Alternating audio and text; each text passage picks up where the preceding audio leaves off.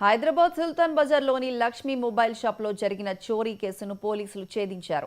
ఈ కేసులో 6 నిందితులను అరెస్ట్ చేశారు. షట్టర్ తాళాలు పగలకొట్టి లోపలికి ప్రవేశించిన దొంగలు 9 లక్షల నగదును చోరీ చేశారు.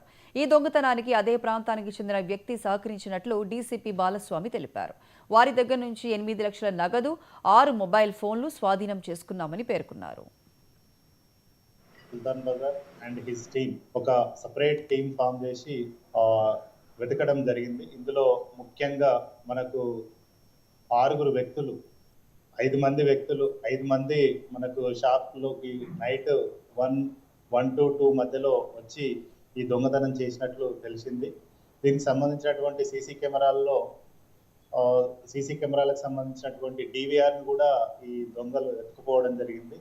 కాబట్టి చుట్టుపక్కల ఉన్నటువంటి సీసీ కెమెరాలను వెరిఫై చేసినప్పుడు 3 వ్యక్తులు లోపలికి చొరబడి దొంగతనం చేసినట్టు, తర్వాత 2 వ్యక్తులు బయట నిలబడి గమనిస్తూ ఎవరైనా వచ్చిపోయిన వాళ్ళను చూస్తున్నట్టు తెలుస్తూ ఉంది.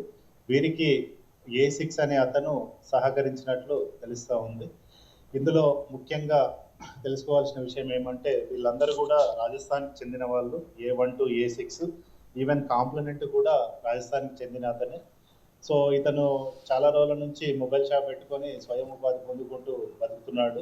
బట్ ఇతనికి రైవల్గా పరశురామ్ అనే అతను is also belongs to the Rajasthan. ఇతను కూడా ఆ గుజరాత్ గల్లీ మన కోటిలో పనిచేసి కొన్ని రోజులు పనిచేసి సొంతంగా మొబైల్ షాప్ పెట్టుకోవడం జరిగింది. ఈ మొబైల్ షాప్ పెట్టుకొని వీళ్ళకి ఎవరైతే ఈ గ్యాంగ్స్టర్స్ ఉన్నారో 5 మెంబర్స్, రిమైనింగ్ 5 మెంబర్స్కి మనకు సండే అయితే ఈ అఫెన్స్ అనేది ఈజీగా చేయొచ్చు. సండే రోజు అయినటువంటి